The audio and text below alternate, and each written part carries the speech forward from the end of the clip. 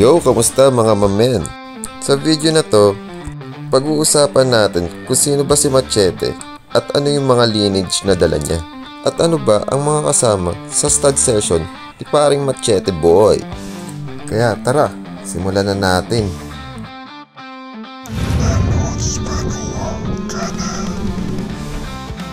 Bago ang lahat, huwag niyong kalimutan i-like and subscribe ang ating channel. Umpisahan natin kung sino nga ba si Machete. Si Machete ay isang rare solid choco, isa siyang woolly husky kung saan ang fur nila mas mahahaba kaysa sa mga standard husky. Kung makikita nyo, malaki talaga ang pagkakaiba ng kanilang fur, lalo na sa haba at kapal nito. Kaya naman, marami rin naiinganyo magkaroon o mag-alaga ng mga woolly huskies. Ang susunod naman natin ay ang mga linya ni Machete at kung saan pwede malaman to. Nice. Madaling makita ang lineage or bloodline pag ito ay may papel. Bali dito sa atin sa Pilipinas, ang pinakakilalang club na gumagawa nito o nag-aasikaso ay ang Philippine Canine Club Incorporated o PCCI. Ito, papel to ni Machete. Dito makikita yung mga generation na dumaan hanggang makarating kay Machete. Pwede mo rin malaman dito sa papel na to yung breed, kasarian at birthday ng alaga mo. Nandito rin yung pangalan ng breeder, current owner at ang address nito. Ngayon ay kilalanin natin yung apat na mabibigat na linyad na dala ni Machete boy. Unahin natin si Tony ng DT Kennel. Si Tony ay isang super woolly husky at lolo sa tuhod ni Machete. Siya ay naging kilala sa pagpuproduce o pagiging tatay ng mga makakapal at sobrang angas ng mga woolly. Ang lahi niya ay umabot mula Luzon, Visayas at Mindanao. Ang owner ni Tony ay si Sir Marvin from Batangas. Si Sir Marvin din ang owner ng DT Cafe na matatagpuan din sa Cuenca, Batangas. Ang susunod naman natin ay si Ferrari na galing din Thailand. Siya ay anak ni Tony at lolo ni Machete. Katulad ni Tony, siya rin ay nilipad mula Thailand hanggang Philippines ni Sir Marvin. Oh my God! Si Ferrari ay naglabas din ng mga maangas na linya at ang isa dito ay ang nanay ni Machete na aming dam na si Zia. Bali si Zia ay apo ni Tony, anak ni Ferrari at nanay ni Machete.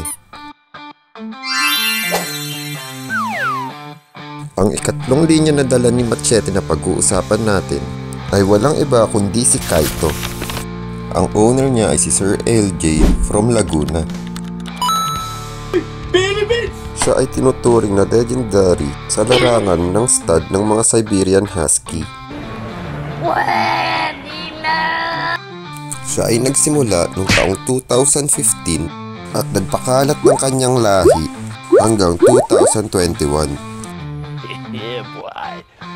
Bago man mamayagpag ang stud ng import tulad ni Tony and Ferrari, isa si Kaito sa pinipili bilang stud o barako.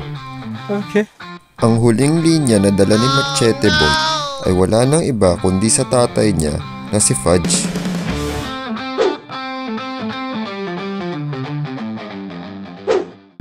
Siya ay direct import from US. At ang owner niya ay si Sir Christian na may-ari ng Noah's Bark. Ang ino-offer nila ay pet grooming and pet boarding, kung saan pwede niyong iwan ng ilang araw ang mga alaga niyo na parang nasa hotel. Sana all! Ito'y matatagpuan sa San Jose del Monte, Bulacan. At ayun ang apat na linya na dala ni Machete mula sa lolo niya sa tuhod na si Tony, ang dalawa niyang lolo na si Ferrari at Kaito, at ang tatay niya na si Fudge. Ang apat na jeans nila ay na kay Machete.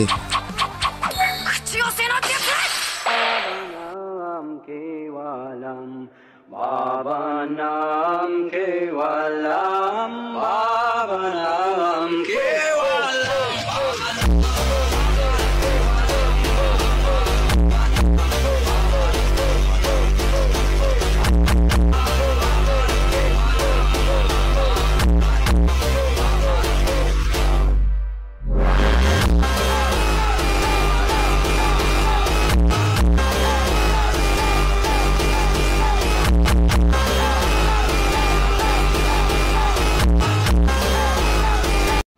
At pag-usapan naman natin kung ano ang kasama sa stud service ni Machete Boy.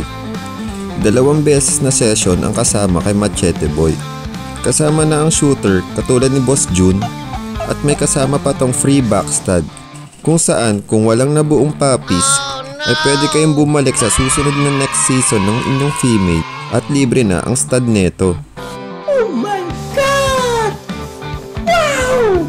Kami ay naka-promo ngayon kung saan ang presyo ng stud ay mababa lang. Kung kayo ay may iba pang katanungan, maaari nyo kami i-message sa Blue App account namin. Sa susunod na video ay pag-uusapan naman natin kung paano namin hinahanda ang aming stud sa kanilang mga session. Huwag nyong kalimutan i-like and subscribe ang aming mga video at ang ating channel. Salamat sa panonood mga mamen. Ayun lang, hanggang sa muli, paalam!